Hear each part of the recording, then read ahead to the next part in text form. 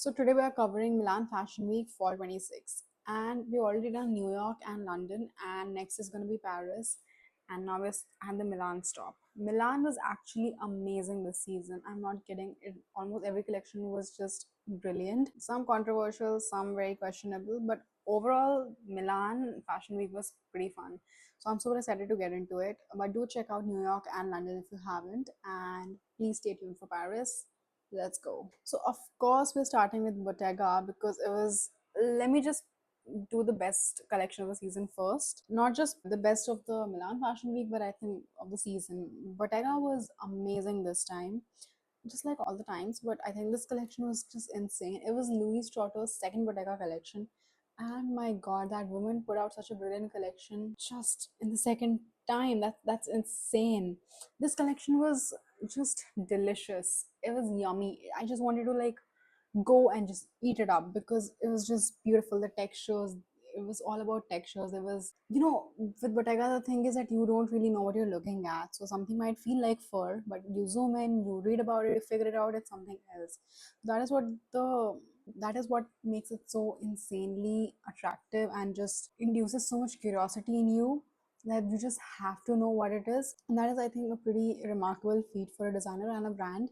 But Bottega this season was about two things: outerwear and tailoring. They did both things amazingly. Outerwear was delicious, the coats were heavenly, like everything from leather to fur to just, shearling, everything was beautiful. Tailoring, of course, was just immaculate, sharp, crisp, oversized. I love that. Also, special mention to this blue, gorgeous beauty. Look at that sort of old school distressed leather, looks amazing. And the little like details here, like the interratio and the collars and the shoulder hooks. This is beautiful. Louise Trotter is an amazing designer, is the conclusion, because this is just her second collection. Her first collection was also amazing. It was incredible, in fact, and she has really continued and honed her vision perfectly in the second collection. I mean, who would have thought? I mean, we know she's a brilliant designer, but this was just out of the park, and I'm really glad to see a woman designer like doing absolutely amazing work. She's absolutely killing it. I don't know, the biggest and most trendiest houses right now. That is amazing. I really cannot wait for what more things she's gonna come up with. But the way that she has balanced just making Bottega cool again, which Daniel Lee sort of started, with his whole Bottega revamp. And Louis Trotter has like really understood the brand DNA, and she's like just exaggerated it and amplified it times a million and created these masterpieces. Absolutely amazing work. This collection was really just wonderful, and the way this brand has so much clarity, like the clarity in their direction, the brand story, the identity, the clarity of the designer, like it just really shows through this collection. And especially when you look at the two collections together, it just like really comes through perfectly. So I think more than this collection, Bottega is doing amazing, and that's just amazing. We're like really happy for that. So next we have Diesel. We have Glenn Martin's designing at Diesel. This time he was sort of inspired by like a walk of shame kind of outfit, or maybe like a outfit that you would wear after an insanely amazing night out. I kind of get that because you can see like a lot of just like randomly put together shit, like this shirt over here, just like so slightly disheveled. And Diesel is always a little disheveled. They're always a little distressed. They're always a little just off book, which is kind of nice. And I really love that he made it a part of the brand story. Special mention to the set of this show. It was really cool. So it was just like a massive pile of junk, and like because everything is spread out. It's after a night out. No one like really know. Imagine like coming back at 3 a.m. After you've just gone partying, everything's messed up. It was sort of that vibe. But the fun part is you could just sort of try to spot all the little things that you see, like a mini disco ball, or like just how cute is that? There's a plant here for some reason. The set was really fun. But I think this collection was really strong. I loved these like sort of slightly distressed details. It had that sort of grungy, distressed, disheveled vibe, but on like really insanely vibrant colors and just fun outfits. So the contrast was really good because it was sort of like cutesy clothes that were just like completely messed up, sort of like romantic grunge, which I really appreciated.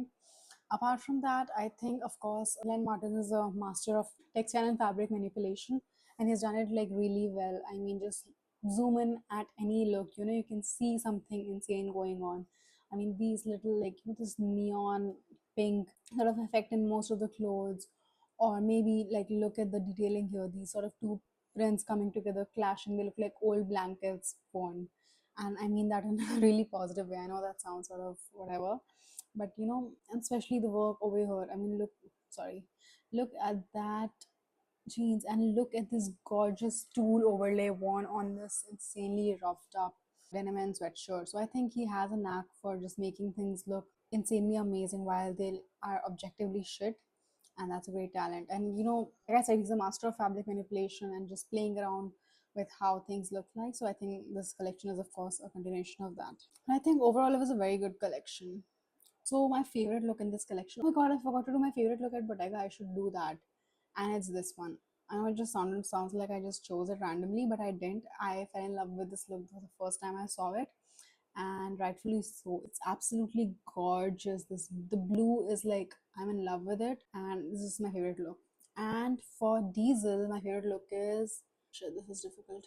Oh my god, I think I'm gonna go with this one because what really stands out here is this sort of blue lining on the coat and the way that it matches just perfectly with the color of the distressed fabric over the mustard. I think that's a beautiful reference. Okay, so now we are moving to Fendi was a big show this season. So it was the comeback of MGC. Maria, yes, Maria from Dior. And I have always sort of been very critical and uncomfortable with her Dior. But I didn't even, you know, to be honest, I didn't even realize this was her debut show. And as I was watching it, I was like, wait, something is going on at Fendi. And I'm shocked that I'm saying this, but I kind of loved it because yes, Maria at Dior didn't make that much sense, but her at Fendi is just sort of shining through because she is fitting with that Fendi clientele person pretty well. I really love, like, I would not say it's the perfect Fendi collection, but I think it's a very strong step in that direction. I see a lot of Maria here. I see Fendi here. I do see a little bit of Dior because that is what I'm just thinking of, especially the black dresses and whatnot. I wish we had seen more fur, but this was kind of a beautiful moment because Maria comes from Fendi. In fact, she was one of the key people behind the development of the baguette bag, which is an iconic bag now. And not at all surprised because she is amazing with accessories. She also did amazing accessories at Dior. No one can lie. That is why the company has been making shit ton of money, and that's why you know she was able to sort of like really solidify herself there because she just makes stuff that sells. And I'm pretty sure she's gonna do amazing accessories at Fendi. And Fendi is anyways has a huge archive and a heritage and just a huge number of references for bags and accessories. So I think it's gonna be a good fit. But I think overall it was a pretty solid collection. I don't think it was very shocking or widely new. It was a very Maria Grazia ish collection, which is kind of nice. It was slightly indulgent and I think it was really fun. Okay, now time for my favorite look here. So, okay, you know these looks remind me of the Coach collection. Okay, I know I can't find it. Yeah, this one. I love this look. I saw it, I fell in love with it when I saw it. That jacket is immaculate. It's also very South Asian coded, so I love it more. This fur lining, this very sheer t shirt is so hot. The belt, the very utilitarian belt, the leather belt, the pants, and the matching baguette. It's just perfection. I really love this look, so I think I'm gonna go with this one. Okay, now we are moving on to Etro. So I've always, you know, as a South Asian Indian person, I've always found Etro just not for me because I see so many references to my own culture here that it just sort of sets me off sometimes. But I think this was a really beautiful collection. And I mean, from start to finish, started off a bit more focused on tailoring. And then it just moved into these really insanely dramatic looks, very boho chic sequence, Coachella-esque looks. I just really loved them. And even like these gowns. I mean, these are so, I mean, it looks like they made it up out of a sari. That's what I mean. I see too many references to India, which is sort of triggering to me at times, but I understand that, you know, that is unfortunately the brand aesthetic now. I mean, because the founder was inspired by the paisley print and that's how it moved. I mean, I get the logic, but sometimes I just sort of get triggered. But regardless, it was a very wonderful collection. I really just the styling was amazing, the colors were amazing, the individual, even if you look at just pick any piece, like look at this coat, it's insanely gorgeous. Or maybe look at like the gorgeous embroidered furry trims. even the scarves with these sort of, dangly gold, which is so dupatta coded again, like that's how Indian dupattas work. Look at this, is probably like just like the corset, the crisp leather jacket, the shirt, the bag. This is what a hetero customer would wear. I mean, no one is gonna wear this daily, but this is just perfection. It's a very Milan coded look, I might say. Even these jackets have incredible work on them. But I think, yeah, overall I think Etro was pretty decent. I think it was Etro at its most maximalist. And generally, I like I said, I hate on Etro a lot, but I think I just really loved it this time. Okay, so time for my favorite look. Okay, this is gonna be a little difficult. Shit. I don't think I like any of the finale looks that much. I like this look, but to be honest, it just looks too. I feel like I can just DIY it with like everything that I own. It's just not hitting to me. It's just not calling my name. I might go with this one. I didn't expect to choose this one, but the coat is it's just immaculate. I love the tiger brooch. I like the dress. I would probably want to switch the scarf, but I just like it. I think the silhouette is pretty fun, the flowy dress and the structured coat. So I think I'm just gonna choose that. Okay, so now we have Gucci. I mean, this was Demna's first runway show. Expectations were extremely high, and let's see what happened because there was a lot going on in this collection. First, there was a lot of looks maxing. If you don't know it, you're lucky. If you know it, you know what I mean. There was a lot of like super skinny Ozempic-ish models, which is unfortunate. But what does this collection want to say was the main question. The only question that I think we need to ask when we are talking about a designer like Demna and a brand like Gucci has a historical record of designers who've done great work. Demna always has something to say, and it always comes across in his collection. But the only thing that this collection said was sex. That is literally it because there was nothing else going on. I do appreciate the callback to the Tom Ford sexy era. I mean, he clearly designed for a character here, right? I mean, last time with the La Familia, it was more heritage driven. It was more classic Gucci. This one was like for a particular person, someone very loud, bold, who's in the spotlight. And that is what I read it also somewhere that the next season the character might change. Like this time we have this very specific version of a woman who he's designing for, but who knows who is he gonna design for next season, which is an interesting take. But where does that leave the brand identity and the design language? And what will Gucci say after 3 or 5 years? Because it's basically the hype model, then, right? I mean, if you're putting out a collection every time and it's something completely different, then you're working on a hype model. And Gucci is one of the biggest luxury brands out there. It is a lot built on hype, especially Gucci is like the pioneer and the front runner in the logo mania obsession that we have. Like, people are desperate for the Gucci logo, but I just feel that I'm not buying this collection that much. Objectively, there were some really good clothes. Unfortunately, we saw this like skinny jeans, very Tom Ford-esque. This Emirata dress, I can't say that this dress is not insanely beautiful. It's super hot.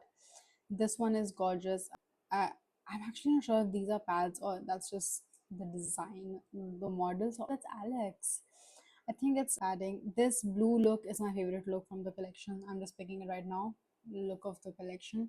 And I have to say that this photo is not doing justice to this because the color looks so much better when it's moving. And this is very Tumblr era 2014 girl look. So he's definitely referencing to some subcultures and cultures that we have. And I think it's a very interesting collection. And I think fashion is supposed to provoke conversations, which this collection did undoubtedly. I think it was definitely the most talked about collection because people obsessed about a lot of collection, but people had a lot to say about this collection, which is kind of what Demna is amazing at, and he did that. But I don't think this is the direction that Gucci is going to take in the long run. So I'm curious to see what he's going to do next. So favorite look is the blue dress. I think that's pretty much it. Clothes were good. I mean, these looks are like I have worn this look to college when I in 2016. Coats are good. It's just very. I feel like I've seen it. These are classic Demna looks. I mean, if you're not seeing a print like this on a Demna runway, something is missing, you just had to be there. I think even this is a brilliant look. I love the leather latex top, the fur wraparound, Gucci bag, belt, jeans, perfection. This look is pretty good, very solid. And I think this is so much more sustainable and so much makes so much more sense. Like there are so many individually, the pieces are so like this is such a good look. This leather two-piece suit is so beautiful. This is of course that's Carly Claus, right? Yeah. This blue one is again immaculate look. So I think there's definitely potential, but I just feel that the vision needs so much more refinement. And I think we like really should not push this sort of narrative of like heroin chic, ultra skinny women anymore in 2026.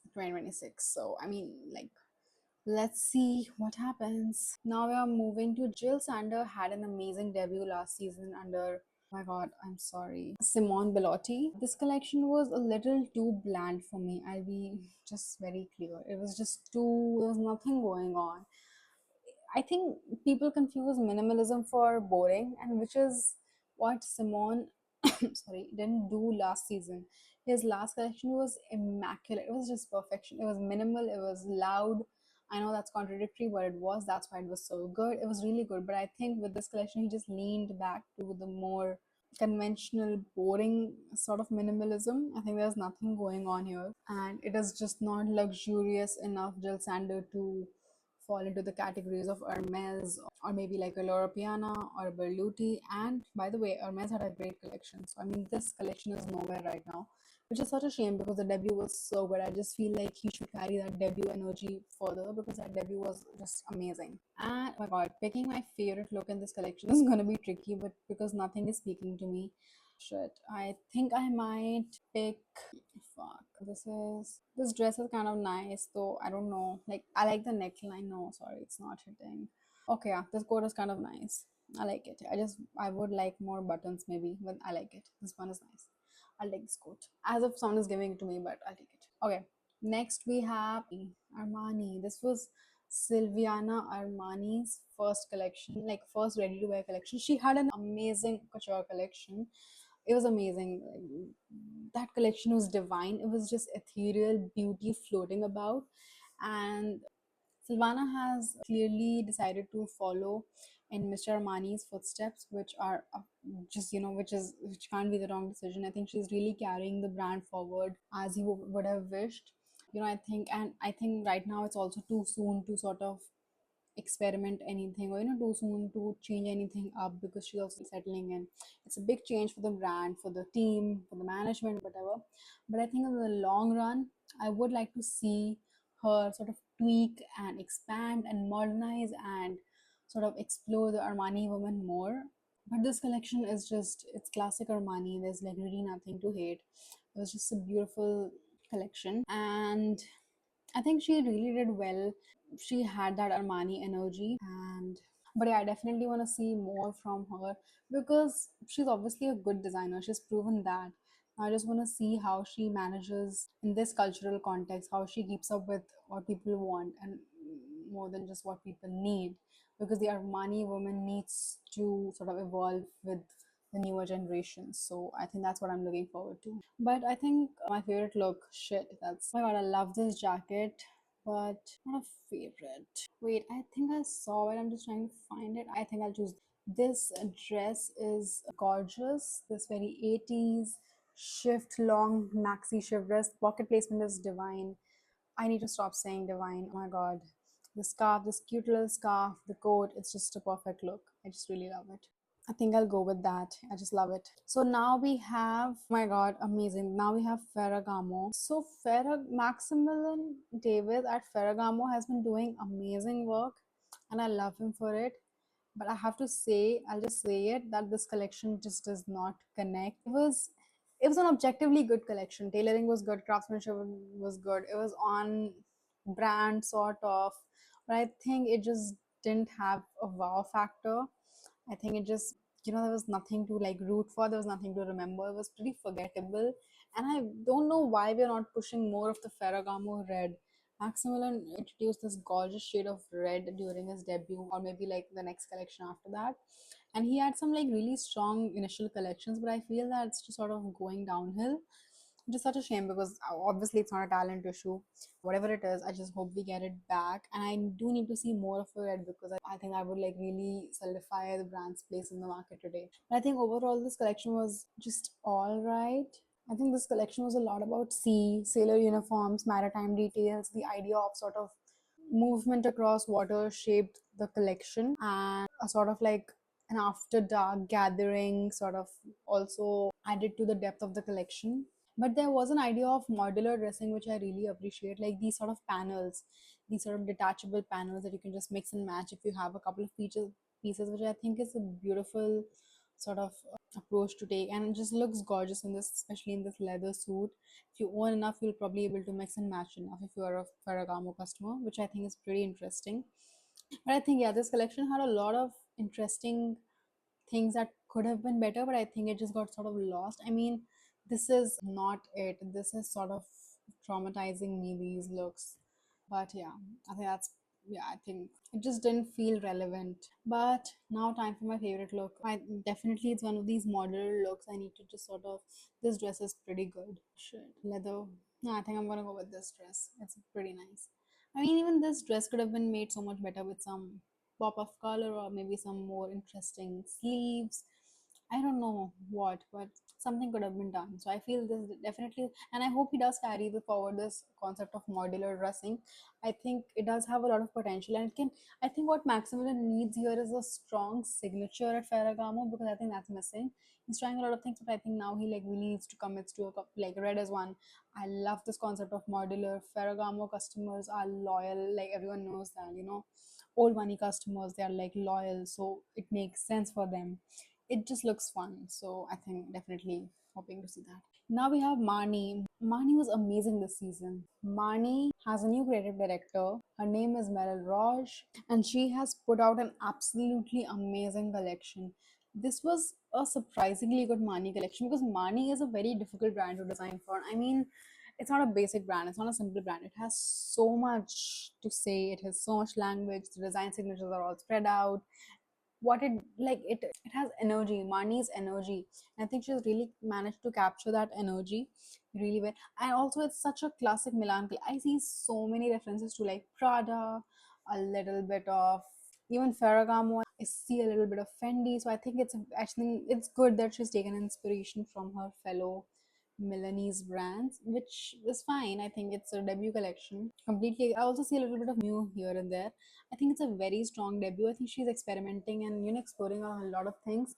I think this is gonna be super fun, and I think it's pretty obvious that she has like a fun sense of humor in the clothes. And I don't mean that the clothes are funny or anything. It just means that she has the potential to make clothes that have something to say rather than just make clothes, which is a very important quality. She has a freshness, there's a wit, and she's really managed to capture the brand's love for color, texture, and this offbeat sort of charm.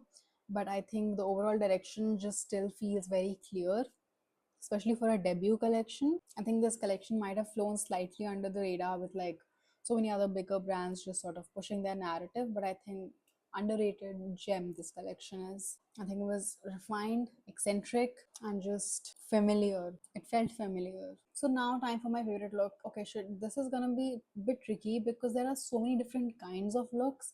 I definitely love this dress. Even this is pretty fun, like the very working girl vibe.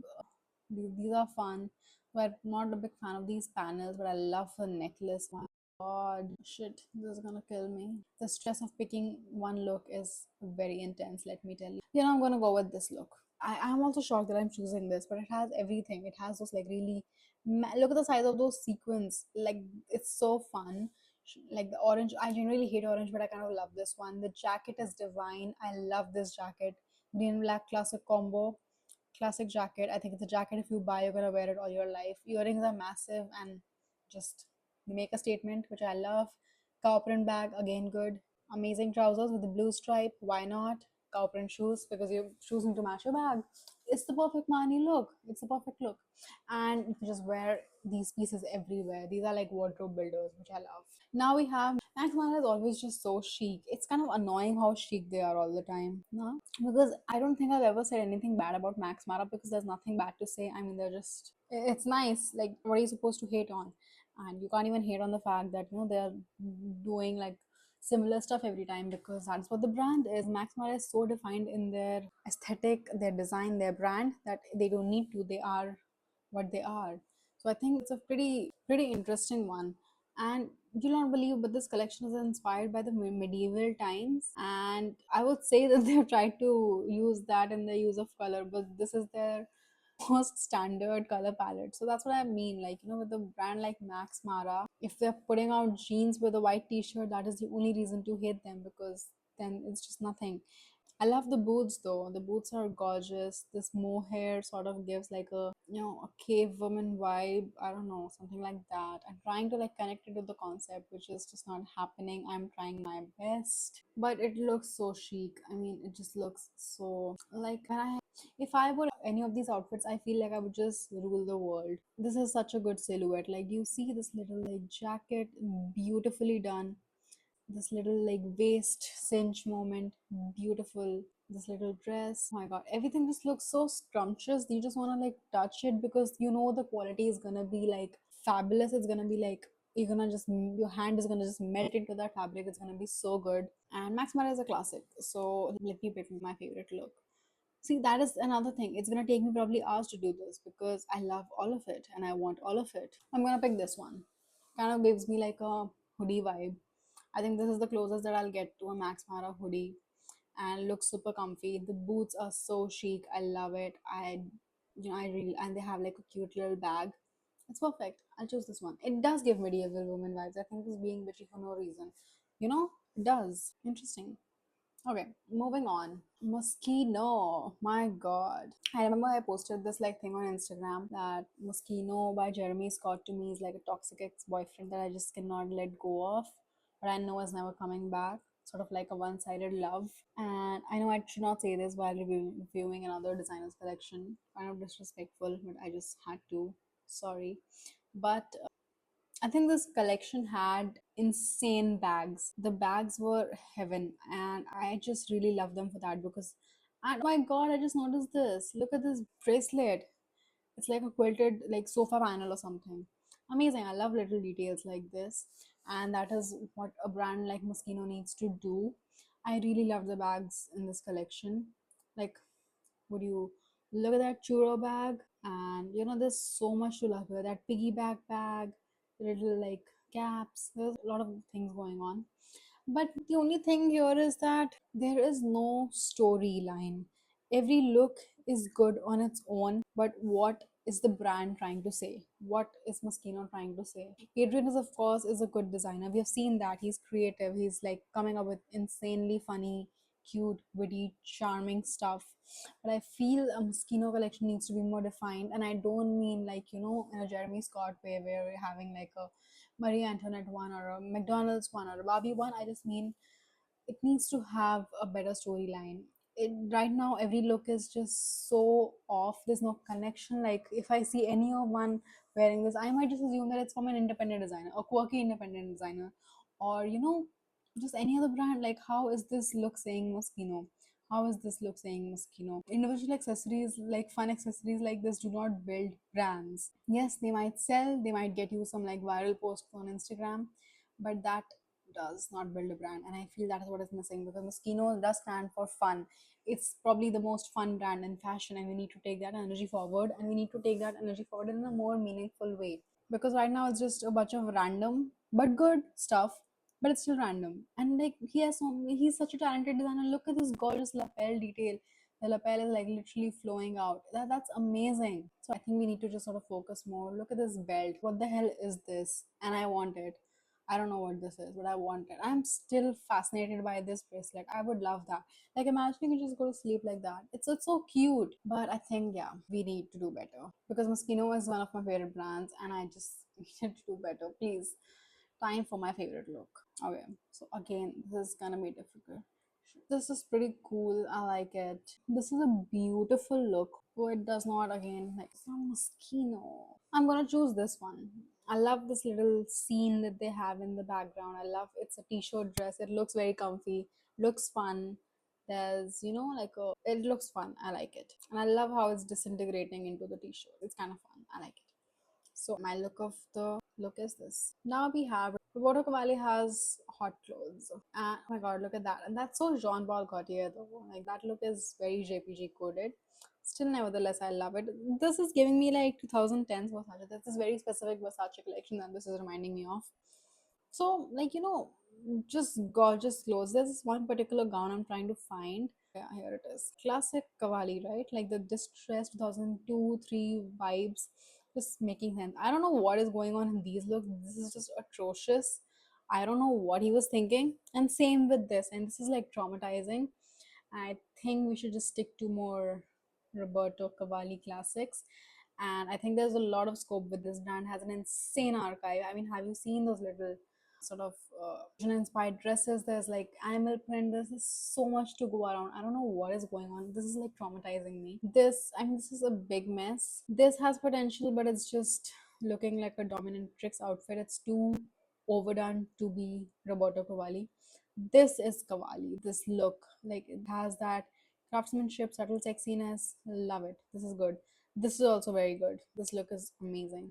There's a lot of good looks here, but I think it just got lost in a lot of other things. But I think overall a very good collection. I would definitely say that it has like sort of a vintage glam running through. It is very energetic. The clothes look like very sexy and sort of like a retro sensuality. He apparently pulled inspiration from like unexpected places like Marchesa Luisa Casati or and where is the animal print? I mean, where the hell is the animal print? And apparently this is a animal print reference, but it's just not giving. I need more obvious tacky things from Cavalli. I know, and I don't know what is. I'm telling you, every time I see this, I feel like I need to go on a rant. It's just not it. I mean, this quality collection is just not it. Unfortunately, the more I'm looking at it, the more traumatized I'm getting.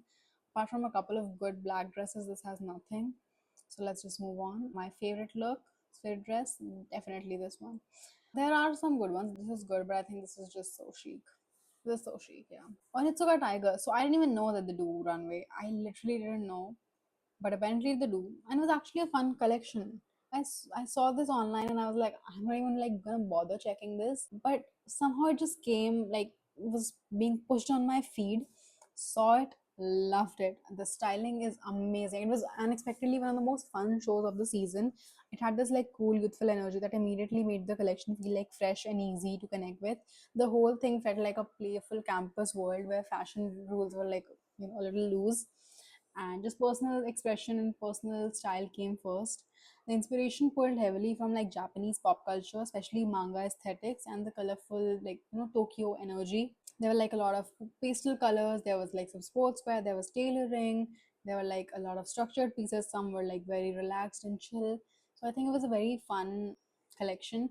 There were like insane number of school uniform references, like look at this, these are like clearly inspired by like school uniforms, but they have such a cute and fun update to them, like mini skirts, blazers, striped tees. So I think they just felt like imagine like a fun college movie made like in 2026. I think the kids in that movie would be wearing this to college. I think it's very Gen Z, this collection. I think they definitely have the pulse right on the Gen Z. It's definitely gonna connect with like a lot of people. Like a lot of people I know would just absolutely love this selection. Like very cute stuff for sure, and surprisingly so, which just makes it even more fun. But what I love the most about this collection are these goddamn kitten heels. They had this amazing lineup of like kitten heel sneaker shoes. They were divine. They were absolutely amazing. Like, they were just cute, sneakerish kitten heels. I would kill for them. I might actually kill for them. They're apparently inspired by their very classic shoe, which is like Mexico 66. Loved it. Literally, I have to have those shoes. I need to buy them. Cannot wait. Loved it. So now we are at Prada. When the Prada collection came out, all you could see is how each model wore four looks and how it was like a layered show.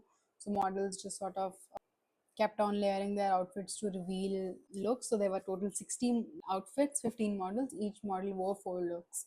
Like they were just like removing. So they came like in full outerwear, then they sort of kept removing things from their outfits, and then it just transformed into a new look. Brilliant concept, but I gotta say this collection is, it's not it. Nothing about the concept is the only, I think, saving grace of this collection. Everything about this collection was just, I don't know what is happening there. What is happening with Prada? I mean, like the concept was fun because it sort of reflected how people actually dress. Because if I'm like going to work, I might just take off my jacket and wear something else. Like it's a very common thing layering. If you have to go to a party night, you might just wear a dress inside. If you're going swimming, you might just wear a swimsuit inside. It's a very common thing, but I feel apart from the concept, this collection had nothing to give. It just felt strangely flat. The pieces didn't always come together in a way that felt cohesive. The usual Prada tension between ugly and cool didn't land this time. It was mostly towards the former, ugly. I hate to say that, but it was. The brand's awkward chic aesthetic is what usually makes it exciting. The ugly chicness of it, and I think it was just lacking so much chicness. In some pieces were individually good, like this pink dress is pretty good. The shoes were very good. The boots were amazing, but I think overall it just did not connect. There was just too much going on and nothing going on at the same time. You can appreciate the idea behind it, but the show never delivered any spark. So I think, yeah, that was about it. So my favorite look from this is gonna be tricky. I love the green and pink combo. That's my current favorite color combination, green and pink. I think just gonna pick this pink dress because it's kind of nice. Of course, it's nice. Shoes are nice. I love the scarf moment. I love a little like Prada logo tee inside. It's nice. So I'll choose this. Did I forget to do of my favorite for Onitsuka? Okay, shit. I should have just skipped it because it's actually pretty difficult. I'm gonna choose this one. I was actually looking for this in my mind. It's giving like clueless skirt. I mean, this is like a full clueless look. Clueless skirt, fur coat, vintage-ish blouse, a cute little bag. What more do you need in life? I love it. I would like get a lot of this shit, but this I really love. Now we have the final collection. It's Valentino. So, how relevant is this collection? Is the question I asked. Yes, it's a gorgeous collection, but is it relevant? I don't think so. I think it's too dated. It's living in this fantasy, and I think that fantasy made sense for a couture collection. But I think I don't know who is this woman that Valentino was designing for, Alessandro Michele is designing for. He described himself as an interference within Valentino's legacy. The idea shaped this entire collection. This approach was about creating a dialogue between the house's past and his own eclectic sensibilities. The result was a wardrobe that was built on contrasts, and especially coming shortly after the passing of the Valentino Garavani founder, Mr. Valentino, the show carried this like, sense of tribute and also this like sort of tension about where the brand will go next, not in terms of creative direction, just like overall. The thing is that these clothes are very gorgeous. Like if I look at any of these looks individually, objectively, they are pretty looks. Like that's a gorgeous suit, that's a gorgeous jacket, that styling is amazing, gorgeous coat, everything is just perfection. Like look at this dress, so hot. Like it's just making sense, right? But is it relevant for today's market? Is it relevant for today's consumer is the main question. Do gorgeous clothes mean everything? The craftsmanship, texture, styling did show deep respect for Valentino's heritage, but the tension that Michele talks about, that between Valentino and him, is like showing up in an unfortunate way. I feel it sits somewhere between transformation, like, and we have to figure out how far can nostalgia take you, how far can sort of referencing and archiving take you, because like how will you manage to build a brand out of that? I think Michele needs to sort of put his like real own drama into this. So time for my favorite look. Shit. Like okay, the colors on this is beautiful. Like the colors here are pretty good. This again is a very Valentino look. Oh my god, what do I choose? I think I'm gonna pick this pink suit. It's nice. Though I have to especially mention the jewelry in this collection is pretty good. This suit is nice. I like this little fan detail here. I would never wear a look like this, but I think it just makes sense, but I like it. So yeah, that was all about Milan Fashion Week. Oh my god, we're done with Milan. Paris next. But yeah, Milan Fashion Week was pretty fun. I think apart from one or two collections, I kind of liked all the collections, and that happens very rarely that you actually like all the collections, season or whatever. But now we have the main coming up, Paris. That I'm super excited to record the Paris one, and I cannot wait for you guys to see it. do check out the New York and London, and do check out everything else. And if you get a chance, do check me out on Instagram, Brown Fashion Gal, same username. I share a lot more of my shit there. So I think you'll like it if you like something like this. So thank you so much for watching. Bye.